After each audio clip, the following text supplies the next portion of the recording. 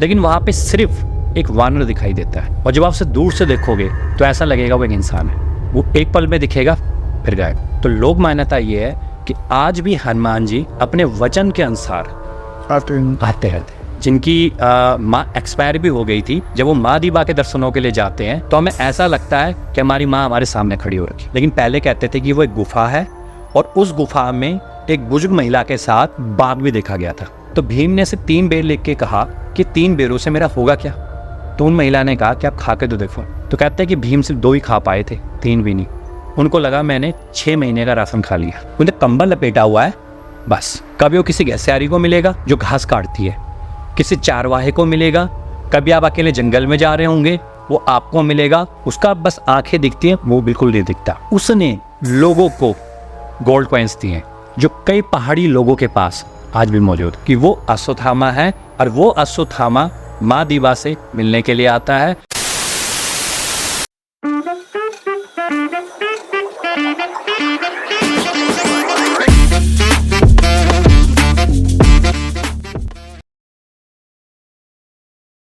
नमस्कार, स्वागत है आप सबका मिस्टिकल टॉक्स के एक और नए एपिसोड में। और मैं आशा करता हूँ आप सब बहुत ही अच्छे होंगे। और दोस्तों, आज के इस एपिसोड में बहुत ज़्यादा रहस्यमयी, बहुत ज़्यादा सुपर नेचुरल बातें हम करने वाले हैं। और जो मेहमान आज हमारे साथ मौजूद हैं, सबसे पहले मैं उनका स्वागत करना चाहूँगा। सुबोध जुयाल जी, बहुत बहुत स्वागत है आपका। नमस्कार जी। नमस्कार। सबसे पहले तो हम आदित्य जी और उनकी टीम का धन्यवाद करना चाहेंगे कि उन्होंने हमें अपना एक्सपीरियंस शेयर करने के लिए यहाँ पे बुलाया, और इसके साथ ही उन्होंने एक ऐसा मंच बनाया हुआ है जिस मंच के द्वारा लोगों को काफ़ी ज़्यादा नॉलेज मिल रही है, काफ़ी ज़्यादा उनको एक्सपीरियंस लोगों के विचार जानने का मौका मिल रहा है। तो उनसे दिल से हम धन्यवाद करना चाहेंगे। शुक्रिया। और आपका भी धन्यवाद कि आप इतनी दूर से समय निकाल के आए हो हमारे लिए। सुबोध जी, आप हमें बता रहे थे, जैसा भी हम बैक कैमरा बैठ के बात कर रहे हैं। हाँ जी। उत्तराखंड का एक ऐसा मंदिर जो बहुत ज़्यादा रहस्यमय हो, जिसके बारे में ज़्यादा लोगों को जानकारी नहीं है। बिल्कुल जी। अब आप शुरू करो, कौन सा मंदिर है, क्या वहाँ की कहानियाँ हैं, क्या वहाँ की स्टोरीज है? ठीक है जी। ये एक ऐसा मंदिर है जिसे माना जाता है कि बादलों के ऊपर है। ये एक ऐसा मंदिर है जिसे माना जाता है कि वहाँ पे आज भी हनुमान जी दिखे गए हैं। एक ऐसा मंदिर है जहाँ पर आज भी राम नाम की धुन सुनाई देती है, और एक ऐसा मंदिर है जहाँ पर मंत्रों से बारिश हो जाती है। एक ऐसा मंदिर है जहाँ पर आज भी भोलेनाथ को देखे जाने का दावा किया गया है, और एक ऐसा मंदिर है जहाँ पर हजारों नहीं लाखों चमत्कार लोगों के साथ होते रहे हैं, और जिसके नाम लेने से ही आपकी सारी मनोकामनाएं पूर्ण हो जाती है। और ये कोई हम 1, 2, 6, 7 मंदिरों की बात नहीं कर रहे हैं, यहाँ सिर्फ हम एक मंदिर की बात कर रहे हैं। लेकिन इसके पीछे की बैक स्टोरी क्या है, और हमें क्यों इन चीज़ों के बारे में लगा कि बताना चाहिए, या इन चीज़ों के बारे में जो हमने एक्सपीरियंस लिया, हम उसके बारे में थोड़ा पहले बातचीत कर ले। ठीक। तो सबसे पहले क्या हुआ कि आज से लगभग 6 साल पहले हम गांव में गए। जो हमारा गांव है उसका नाम कोलिंडा है, ये पौड़ी गढ़वाल में आता है, लेकिन अब उस कोलिंडा को चेंज करके कल्याणपुरी कर दिया गया है। अच्छा। तो जब हम कोटद्वार से आगे पोखड़ा सतपुली जब आगे ट्रैवल करते हैं तो वहीं पर थैलीसैंड आता है, उसके आसपास ही ये कल्याणपुरी गांव आता है। तो जब हम 6 साल पहले पूजा में गए तो हमने वहाँ पर जाके क्या देखा कि जहाँ पर मात्र 15-20 लोग रहते थे, आज वहाँ पर 500 से ज़्यादा लोग आए हुए हैं, और एक पूजा हो रही है वहाँ पर। तो जो 500 लोग वहाँ पर आए हुए हैं, वहाँ पर वो अब देश से नहीं आए, विदेशों से भी आए हुए हैं। वो दुबई से, जर्मनी से, ऑस्ट्रेलिया से आए हुए हैं। और वहाँ पर वो लोग भी हमें देखने को मिले कि जिनके बाप दादा गांव छोड़ के शहर बस गए थे, लेकिन उनके पोते और बच्चे भी आए हैं। फिर हमें लगा कि ऐसी क्या पूजा हो रही है, मतलब ऐसी क्या पूजा है मतलब। तो जब हम रात को बैठे तो वहाँ पे हर किसी ने अपने साथ कुछ इंसिडेंट बताए कि मेरे साथ ये हुआ इसलिए मैं यहाँ पे आया, अच्छा उस वक्त ये हुआ था इसीलिए मैं यहाँ पे आया, मुझे दुबई में कुछ ऐसा चमत्कार दिखा, मैं इसलिए इस पूजा में शामिल होने आया। तो काफ़ी सारी वहाँ पे बात होती गई, पूरी रात वो बातें चलती गई। तो हमारे भीतर एक क्यूरियोसिटी जाग गई, क्योंकि लेखकपना पहले से ही था, तो थोड़ी क्यूरियोसिटी जाग गई कि ये चीज़ें मतलब है तो कहीं ना कहीं डॉक्यूमेंट तो होनी चाहिए। जब इतनी और जानने की तमन्ना हुई कि और जानते हैं इस चीज़ के बारे में। तो इसके बाद हमने क्या किया, हमने सबसे पहले गूगल पे सर्च किया तो जब हमने सर्च किया तो हमें पता लगा कि वहाँ तो कुछ है नहीं, आधी अधूरी जानकारी थी, लेकिन पूरी जानकारी किसी के पास नहीं थी। तो हमने सोचा चलो इसके ऊपर कोई किताब तो होगी, जब इतने सारे लोग इस पूजा में शामिल हुए हैं तो कोई ना कोई बुकलेट तो होगी। तो उस बुक को देखने के लिए हमने कई लाइब्रेरी को सर्च किया, यहाँ तक कि हमने गूगल पे सर्च किया, कोई बुक उसके बारे में नहीं मिली। फिर वही दोबारा अपने वर्किंग में आ गए और अपना वर्किंग करने लग गए। लेकिन उस वक्त हमने लगभग 6 साल पहले एक वीडियो बनाई और उसको अपने channel hidden society of science में अपलोड कर दिया। उसे वीडियो अपलोड करके छोड़ दी, जो थोड़ा बहुत हमें वहाँ जानकारी मिली थी। तो उसके बाद जब हमने देखा तो उसके ऊपर काफ़ी अच्छे व्यूज़ चले गए थे, 1 लाख प्लस व्यूज़ चले गए थे उस वक्त पे। लेकिन हमने कहा छोड़ो, कोई ना कोई उसको डॉक्यूमेंट करेगा ही, हमें डॉक्यूमेंट करने की क्या ज़रूरत है इन चीज़ों को। लेकिन उसके बाद लगभग 1.5-2 साल पहले हमें फिर उसी पूजा में शामिल होने का मौका मिला।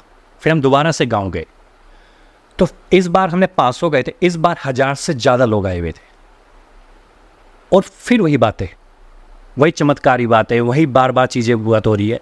फिर हमें लगा कि इसको आखिर डॉक्यूमेंट क्यों नहीं कर रहा, क्यों दुनिया वालों को ये चीज़ नहीं मिल पा रही, क्या पता कितने लोग दुखी होंगे, कितने लोगों को इस चीज़ की ज़रूरत होगी।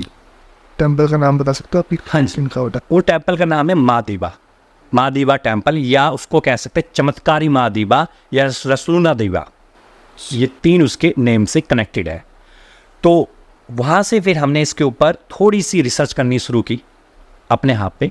तो उत्तराखंड के पौड़ी ज़िले में? उत्तराखंड के पौड़ी ज़िले में, ये पोखड़ा के ऊपर है। इसकी बैकग्राउंड स्टोरी भी हम थोड़ा कनेक्ट करेंगे। बिल्कुल। हाँ जी।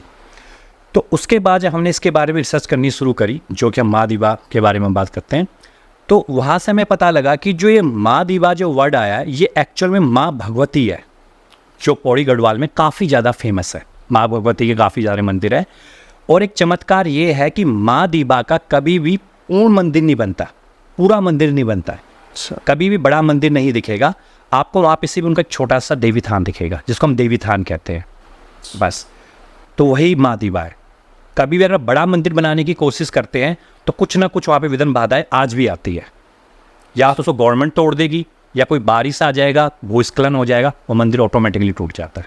तो कभी भी वो पूरा मंदिर नहीं बन पाता है। तो इसीलिए अब लोग उसको बनाते भी नहीं है। बस एक देवी स्थान बनाकर, हाँ, माँ दुर्गा की मूर्ति अलग बना के बड़ा मंदिर बना देंगे, लेकिन वो देवी स्थान ऐसा ही रहेगा।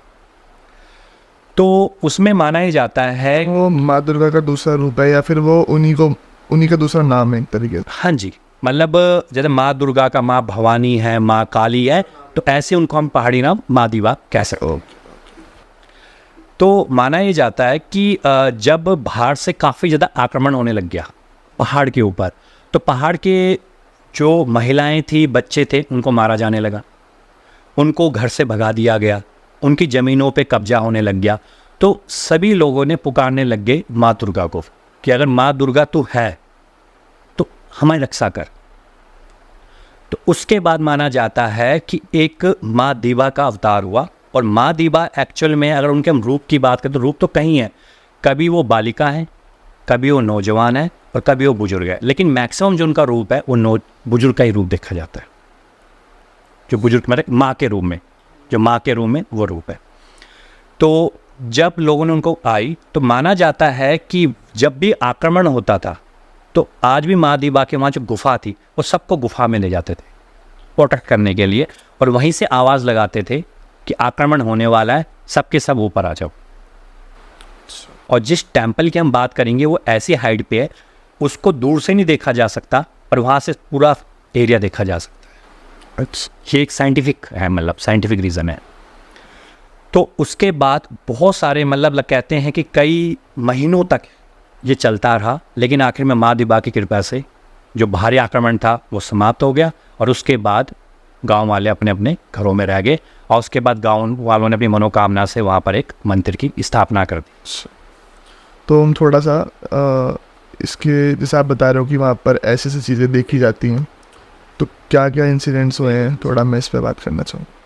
तो जो हमने पहला कहा था कि बादलों के ऊपर मंदिर है, तो खुद हम वहाँ पे गए हैं, तो हमने जो जो एक्सपीरियंस लिया है माइथोलॉजी के साथ, तो एक्सपीरियंस भी कनेक्ट करते जाएंगे, जो रियल चीज़ें हुई वहाँ पे हमारे साथ।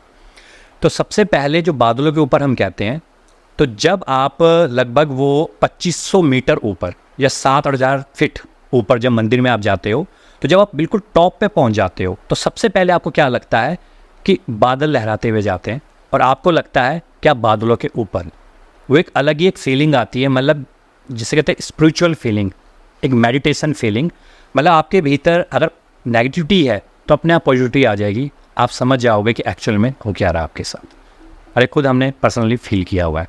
और जो हमारे साथ एक पर्सन थे वो बहुत ज़्यादा नेगेटिव थे, उनको भी ये फील हुआ। उन्होंने कहा कि नहीं, आज से ही मैं पूजा पाठ करना शुरू कर देता हूँ, क्योंकि मेरे भीतर अचानक एक चमत्कार हुआ है यहाँ पे आकर। पहला तो ये बादलों के ऊपर इसलिए मंदिर कहते हैं। सेकंड चीज़ जो हनुमान जी का, कि हनुमान जी देखे जाने का इंसिडेंट है। तो जब हमने लोगों से बातचीतें करी, जो आसपास के गांव वाले लोग पर्सन थे, तो उन्होंने हमें बताया कि जब लक्ष्मण जी मूर्छित पड़ गए तो हनुमान जी को कहा गया था कि भाई आप संजीवनी बूटी लेकर आओ। तो कहते हैं कि जब वो संजीवनी बूटी के लिए जा रहे थे तो उन्होंने जब आसमान से नीचे देखा तो उन्हें एक बुजुर्ग महिला दिखाई दी जो एक पहाड़ी पे बैठी हुई है। तो उन्हें तभी ध्यान आया कि मेरी माँ भी मेरा ऐसा इंतज़ार कर रही होगी। तो वो नीचे उतरे, उन बुजुर्ग महिला से उन्होंने कहा कि मुझे बहुत भूख लगी है माँ, कुछ खाने को दोगे? तो उन महिला ने कहा कि ठीक है, यहीं बैठो, मैं लेकर आ रही। तो बुजुर्ग महिला अंदर गई और वहाँ से वो पहाड़ी बेर लेके आई। अब जो पहाड़ी बेर होते हैं ये भी आपको केवल और केवल दीवा के आसपास से देखने को मिलेंगे।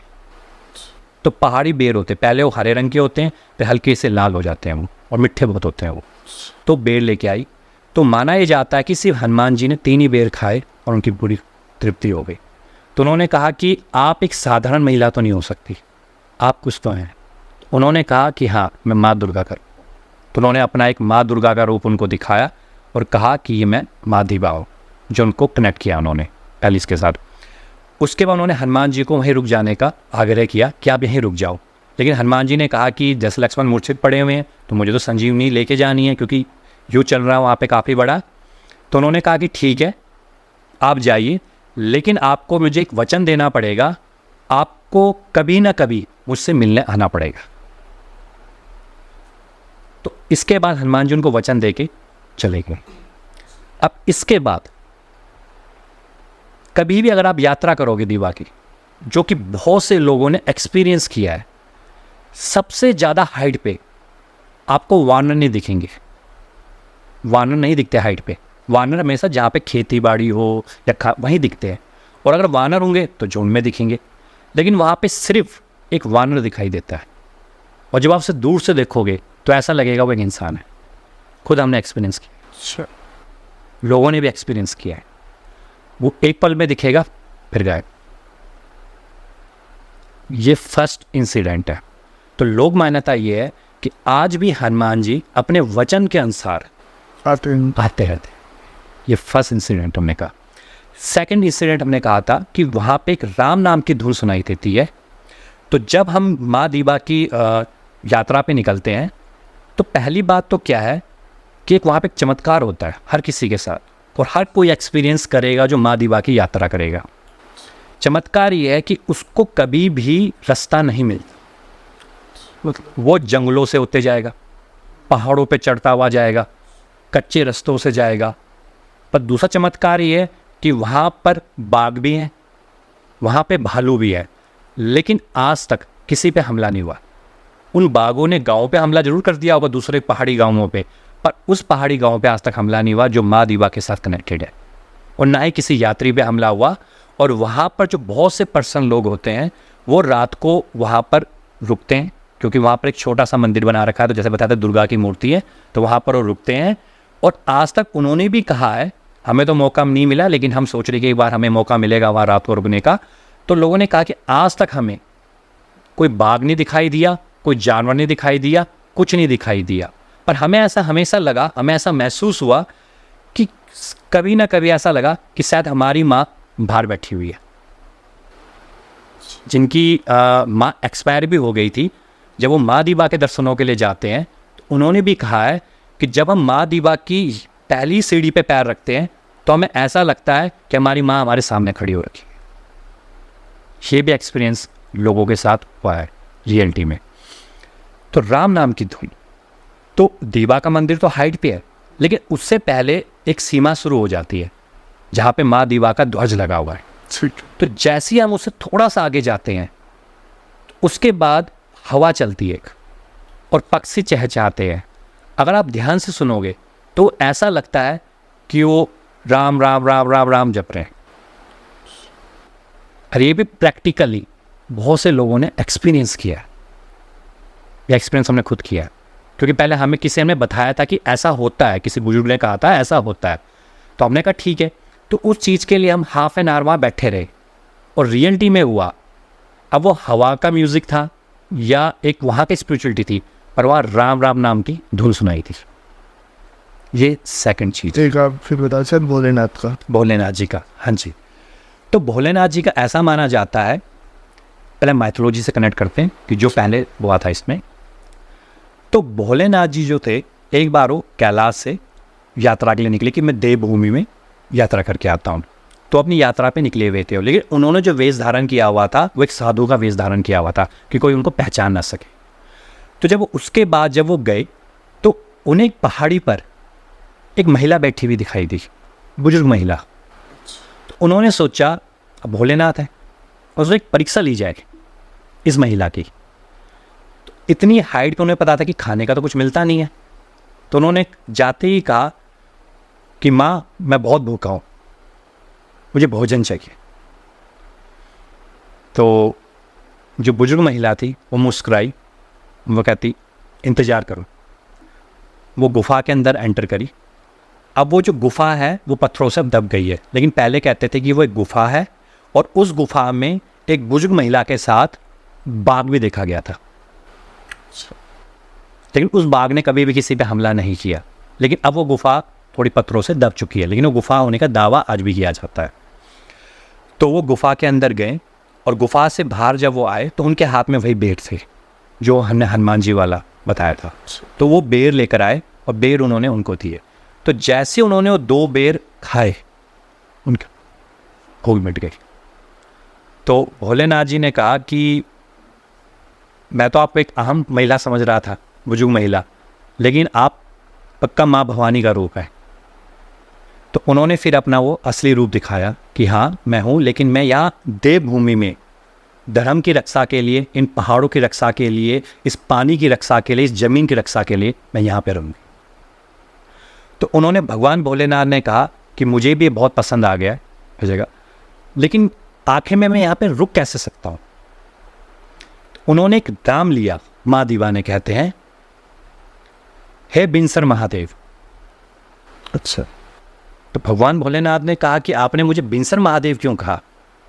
कह रहा हमने रुकने के लिए कहा था ना, तो बिनसर महादेव मैंने आपको नाम लिया। पर कह रहे बिनसर महादेव क्यों कहा?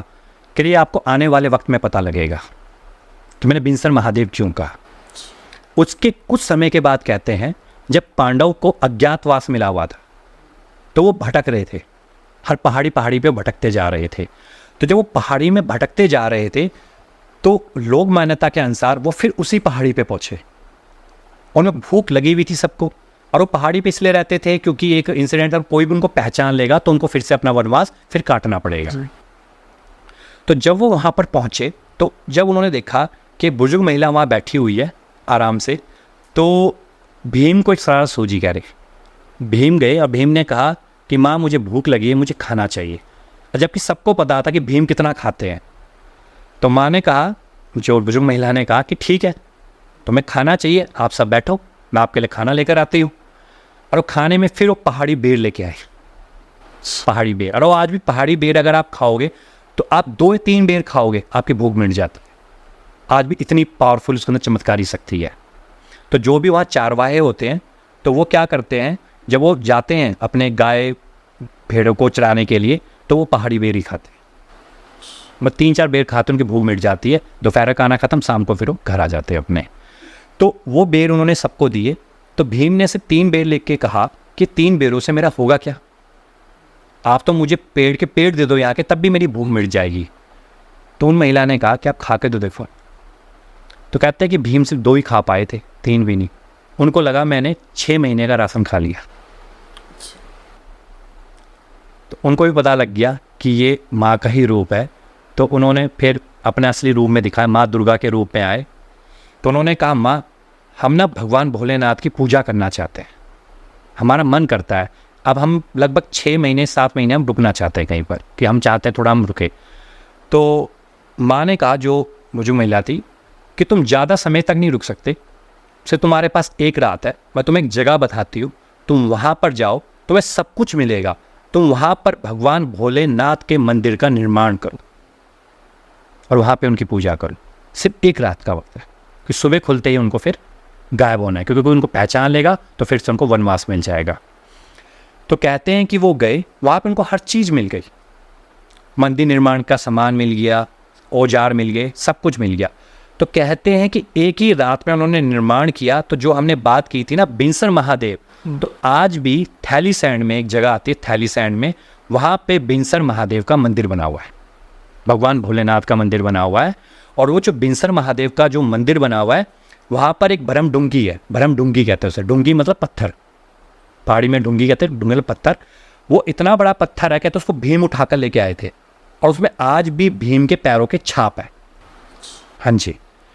लेकिन उस मंदिर के बारे में भी ज़्यादा किसी को नहीं पता है, बिनसर महादेव के बारे में। वो पांडवों ने बनाया एक रात में।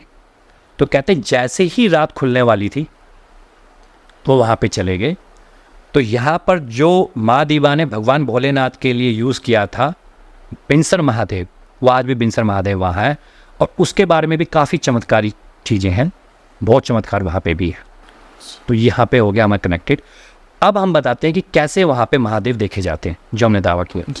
तो लोक मान्यता के अनुसार वहाँ पर एक साधु भेष में पहाड़ी में घूमते मिलते, और कहते हैं जिसको वो साधु मिल गए उसकी मनोकामनाएं पूर्ण हो जाती है।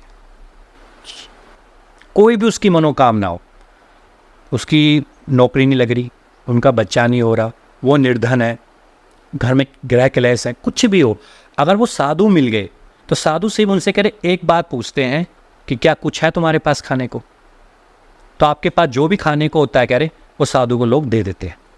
उसके बाद साधु कहते हैं जो तेरी परेशानी है, जो तेरी चिंता है, आज से तू मुक्त है। सिर्फ 2 शब्द कहते हैं, और उसके बाद उसकी सारी वो चिंताएं मुक्त हो जाती हैं। और इसके हजारों प्रमाण हैं। जब हम लोगों से मिलना शुरू किया तो लोगों ने कहा कि हाँ, कई लोगों को साधु दिखे हैं, पर वो साधु कहाँ से आए किसी को नहीं पता, वो अकेले दिखते हैं, और कहाँ चले गए ये भी किसी को नहीं पता। मतलब कब किसी ने नहीं देखा कि वो निवास कहाँ करते हैं या क्या है, किसी को नहीं पता। बस वो अचानक ही पहाड़ी में दिखेंगे, कोई घसियारी होती है जो घास काटती है, या जो खेतों में काम करते हैं वो दिखेंगे, उनको दिखते हैं। अचानक वो दिखेंगे तो साधु जी बैठे हुए, आराम से बैठे हुए, तो कोई साधु जी कहेंगे हाँ जी। अब आपको पता है कि जैसे जो खेतों में काम करते हैं खाना लेकर जाते हैं, तो बोलेंगे यार कुछ खाने को है, कहेंगे हाँ है, तो खाना खाते हैं, और खाना खाने के बाद जब तक आप आओगे दिखेंगे। तो यहाँ से कनेक्ट होता है कि आज भी वो साधु दिखते हैं, तो क्या वो भोलेनाथ है? ये कनेक्टेड है। मंत्रों से बारिश, तो जो मंत्रों से बारिश का माना जाता है, तो कहते हैं कि एक बार आज से कई साल पहले जो बुजुर्ग बताते हैं कि भीषण अकाल पड़ा, बारिश ही नहीं हुई खेतों में, तो लोग भूखे मरने लगे, क्योंकि जो पहाड़ के जो खेत होते हैं वो सब एक ही चीज़ पे डिपेंड हुए, बरसात पे और बारिश पे। तो वहाँ के लोग अब कॉमर्शलाइज हो गए, लेकिन पहले कॉमर्शलाइज नहीं थे, लोग उतना ही उगाते थे जितने में उनका पेट भर जाता था। तो उसके लिए जब बारिश नहीं हुई तो वहाँ के लोग भूखे मरने लग गए, और इतना उनके पास पैसा नहीं होता था कि वो बाहर से जाके उस राशन पानी को खरीद ले। तो जब बारिश नहीं हुई तो सभी ने माँ दीवा को पुकारना शुरू किया कि हे माँ दीवा, हम तो तेरे बच्चे हैं, तो ऐसे हमसे क्या गलती हो गई कि जो आज हमें ऐसा दिन देखने को मिल रहा है। तो कहते हैं कि पंडित जी के सपने में माँ दीवा ने दर्शन दिए और कहा कि मेरे मंदिर के पास आओ, वहाँ पर एक पत्थर है, तुम्हें एक मंत्र बोलना है, ओम जय दीवा माँ, और उस पत्थर को घुमाना है, रोटेट करना है। तो जिस दिशा में तुम उसको रोटेट करोगे वहाँ पे बारिश होनी शुरू हो जाएगी। तो कहते हैं कि वो पंडित जी वहाँ पर गए, उन्होंने उस पत्थर को देखा, उस पत्थर पे उन्होंने ओम जय दीवा माँ के मंत्र का उच्चारण किया, और उस पत्थर को जिस दिशा में भी घुमाते गए उस दिशा में बारिश होनी शुरू हो गई। तो बहुत तेज़ बारिशें हुई, और इतनी बारिश हुई कि लोगों की जो फसल थी वो 3 से 4 गुना हुई पिछले साल से ज़्यादा। तो वो पत्थर कहते हैं आज भी वहाँ मौजूद है जिसकी हम बात कर रहे हैं। और कई सालों तक वहाँ से लोग इसी तरीके से बारिश करते रहे उस मंत्र के द्वारा। अच्छा। और वो पत्थर, क्योंकि वहाँ चट्टाने बहुत है, लेकिन जो पंडित जी थे तो चले गए, लेकिन कहते हैं आज भी अगर उस पत्थर को ओम जय दिवा माँ मंत्र से सिद्ध किया जाए तो आज भी बारिशें हो सकती है।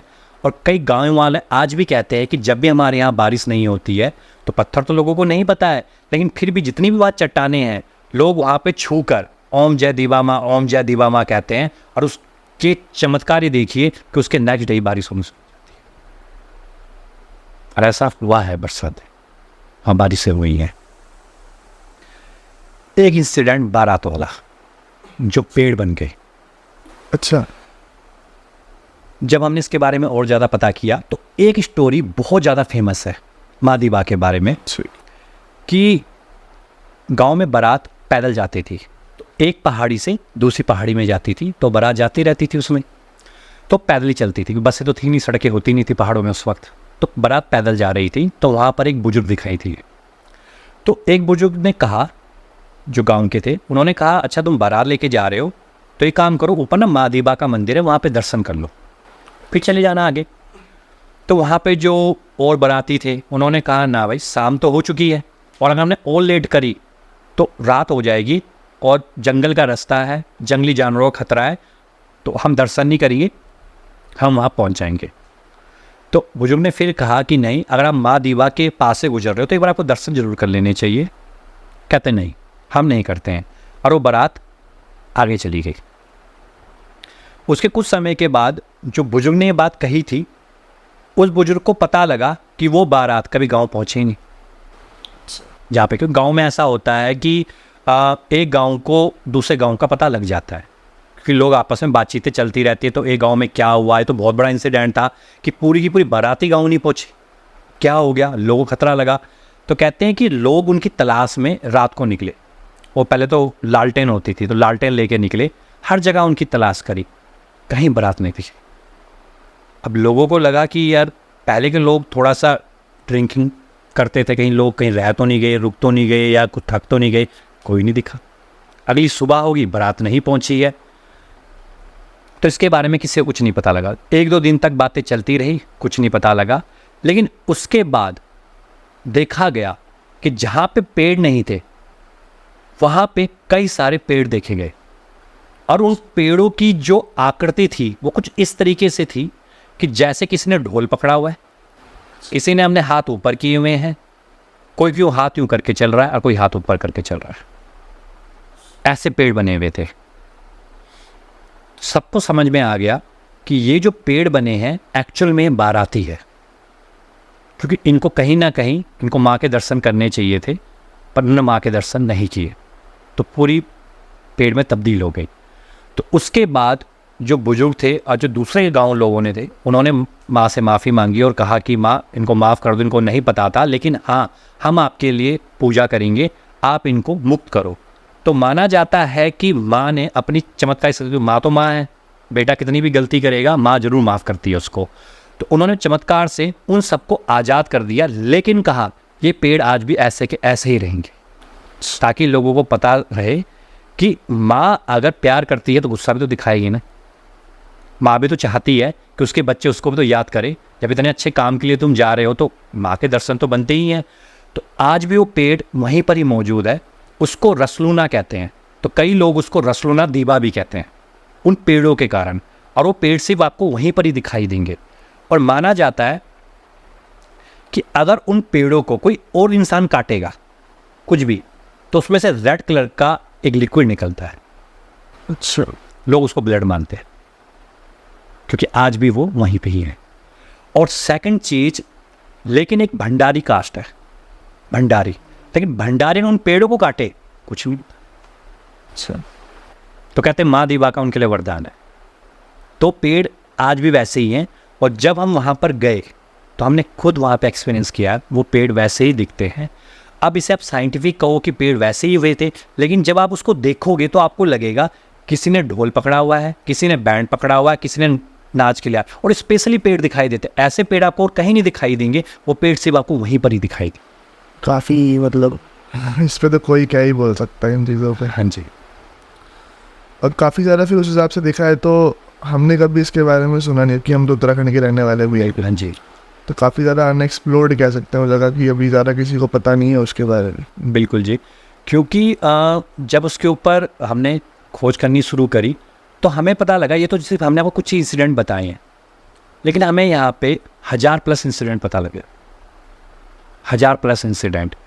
और ये सब साइंटिफिक चमत्कार लोगों के साथ हुए हैं जिनको डॉक्टरों ने कह दिया कि आपका बच्चा नहीं होगा। उन्होंने सिर्फ एक बार कहा कि माँ दीवा, अगर हमारी मनोकामना पूर्ण होगी और अगर हम आपके पास, सिर्फ माँ दीवा नारियल से मान जाती है, एक नारियल, सिर्फ नारियल जिसे हम जटाधारी नारियल कहते हैं, तो माँ दीवा हम आपके पास नारियल चढ़ाने आएंगे, बस नेक्स्ट मंथ उनका बच्चा होगा। जिस मेडिकल रिपोर्ट में डॉक्टर ने साफ मना कर दिया, उनको साफ कह दिया कि भैया आप टेस्ट ट्यूब बीबी जो होता है आजकल आप वो करा लो, उनका बच्चे हुए हैं। जिनको कोई दिक्कत थी, जिनके मान के चलते हैं कि नौकरी नहीं लग रही है, जिनकी नौकरी नहीं है, जॉब नहीं लग रही है, उन्होंने माँ दीवा से मांगा, उनकी नौकरियाँ लगी हैं। तो मतलब इतने सारे इंसिडेंट है कि जब हम मिलते गए लोगों के साथ, तो हज़ारों इंसिडेंट हमारे सामने आते गए और हज़ारों चमत्कार उन्होंने हमें बताते गए कि हमारे साथ ये हुआ, हमारे साथ ये हुआ है। तो अभी करंटली पिछले महीने जून महीने में ही, हम तो नहीं जा पाए क्योंकि हमें कुछ काम था, लेकिन अभी वहीं जहाँ हम कल्याणपुरी बात कर रहे हैं वहाँ पे एक बहुत बड़ा माँ दीवा का फिर से पूजा हुई और इस बार कहते 3 से 4 हज़ार लोग पहुँचे। और जब वहाँ पे लोग पहुँचे तो आपके पॉडकास्ट में हमने देखा हुआ है कि दिवतुल होती है, लोगों के भीतर देवी आती है, देवता आते हैं, कुछ इस तरीके के वहाँ पे इंसिडेंट होने शुरू हुए। पर वो लोग क्यों पहुँचे, एक क्वेश्चन आता है, क्यों आ रहे हैं, क्यों दुबई से आ रहे हैं, क्यों मलेशिया से आ रहे हैं, क्यों थाईलैंड से आ रहे हैं, कुछ रीज़न तो होगा ना। और सब ने वहाँ पर जैसे गांव में खाना होता है, गांव में खाना खिलाया, जो भी वहाँ पे इंसिडेंट हुआ, पर सब ने माना कि हम यहाँ पे इसीलिए ही आए हैं। जब हमने डिस्कशन हुआ लोगों के साथ, जब फ़ोन पे बातचीत हुई, कि हमारे साथ चमत्कार हुए। जिन गाँव वालों को, जो अपने गाँव को, अपने खेतों को छोड़ के शहरों में बस गए, विदेशों में चले गए, जिनके पोतों को और परपोतों को पता ही नहीं कि क्या होती है माँ दीवा, वो भी भागते हुए माँ दीवा के पास आ रहे हैं कि हमें चमत्कार हुआ है, अचानक पता क्या हुआ, इसीलिए हम खींचे चले आ गए। तो वहीं से हमें लगा कि नहीं, इसकी डॉक्यूमेंट तो होने चाहिए।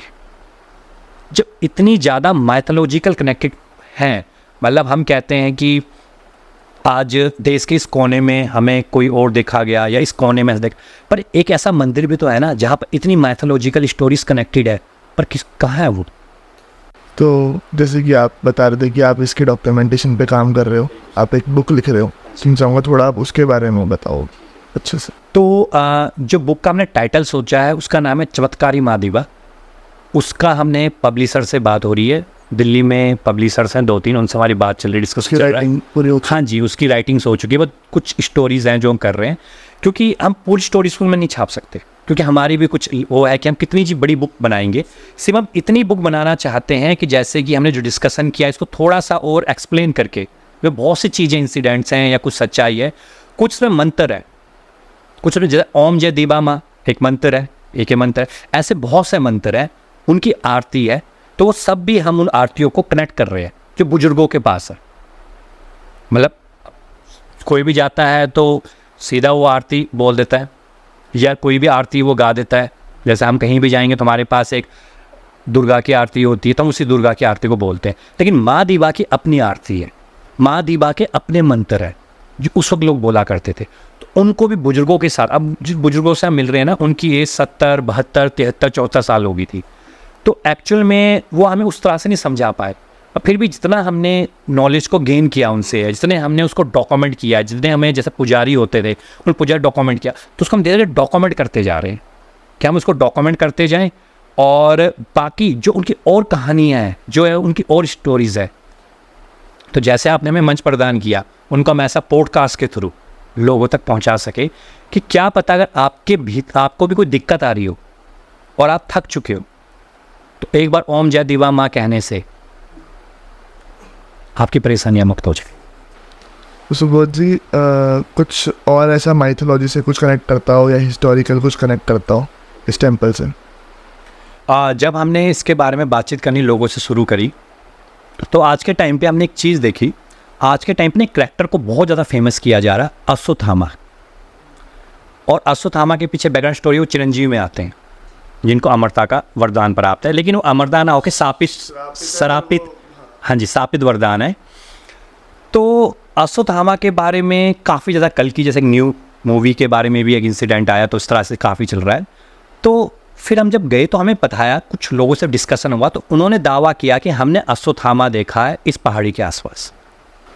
तो हमने कहा कि पहले हमें थोड़ा सा बचकाना लगा कि हमने कहा चलो शायद कह दिया होगा इन्होंने मैं, पर जब एक ने नहीं, दो ने नहीं, दूसरे गांव ने, तीसरे गांव के, चौथे गांव ने कहा कि हमने अश्वत्थामा देखा है। पर हमने कहा कि चलो ठीक है, अगर हमने अश्वत्थामा देखा तो उसका इंसिडेंट कैसा है, मतलब कुछ तो इंसिडेंट होगा, उसका कनेक्टेड होगा इसके साथ। तो कहते हैं कि जो हमने अश्वत्थामा को देखा है, तो वो अश्वत्थामा जो इंसान हमने देखा है, वो एक हर बार इंसान पूरी पहाड़ी में, और आज भी देखा जाता है, एक कंबल लपेट के रहता है। उन्हें कंबल लपेटा हुआ है बस। कभी वो किसी घसियारी को मिलेगा जो घास काटती है, किसी चारवाहे को मिलेगा, कभी आप अकेले जंगल में जा रहे होंगे वो आपको मिलेगा, और उसने कंबल लपेटा रहता है, उसका बस आंखें दिखती हैं, वो बिल्कुल नहीं दिखता। कभी वो आपसे दही मांगेगा, कभी आपसे वो लस्सी मांगेगा, खाने का सामान मांगेगा, पर दूर से, बिल्कुल दूर से मांगता है वो। और कई लोगों ने ये भी दावा किया है कि जब उसको कोई खाने का सामान देता है उस कंबल वाले इंसान को, क्योंकि हम कंबल वाला इंसान कहेंगे, वो क्या चीज़ है देते हैं, तो कई लोगों ने दावा किया कि उसने लोगों को गोल्ड कॉइन्स दिए हैं, जो कई पहाड़ी लोगों के पास आज भी मौजूद है। सोने की डली दे दी, डली जैसे होती है, या सोने का सिक्का टाइप का दे देता हो, और वो यूँ फेंकता है। और खाना भी उसको दूर से ही देना पड़ता है, उसको छूता नहीं है, वो दूर से देखते हैं। तो फिर लोग ये कहते हैं कि ये जो कनेक्टेड है, जो ये पर्सन हमें दिखाई देता है, मतलब कई जगहों पे दिखाई देता है, जो चीज़ें मांगता है, तो जिस तरह का इंसिडेंट पहले देखते हैं, अश्वत्थामा से कनेक्ट करते हैं, तो ये इंसिडेंट अश्वत्थामा भी हो सकता है। मतलब लोग ये मानते हैं कि अश्वत्थामा हो सकता है, क्योंकि ये कभी दिखता है और कभी गायब हो जाता है। अब अगर एक गाँव वाला आदमी होगा, पहली बात तो सोना क्यों देगा किसी को, और कंबल जी कब तक लपेट के रखेगा। और गांव तो एक ऐसी चीज़ होती है, 15, 20, 25 लोग होते हैं, वहाँ 100 लोग होते हैं, हर किसी को पता है किसके घर में क्या चल रहा है। पर वो किसी घसियारी को मिलेगा, चार तो दिखता रहता है कह रहे लोगों को। कभी वो नदी के पास दिख जाए, जैसे कोई लोग मछली पकड़ रहे होते हैं, तो वहाँ पे लोगों को वो दिख जाता है। तो इससे लोग कनेक्ट करते हैं कि वो अश्वत्थामा है, और वो अश्वत्थामा माँ दीवा से मिलने के लिए आता है, और माँ दीवा से वो हर बार एक ही बात बोलता है कि माँ कब मुझे इससे मुक्ति मिलेगी, क्योंकि आप तो माँ हो और सबने मुझे दुत्कारा है, पर आप तो माँ हो ना, तो मुझे कब मुक्ति मिलेगी। तो इसीलिए उन पहाड़ियों में आज भी ये बहुत से किस्से प्रचलित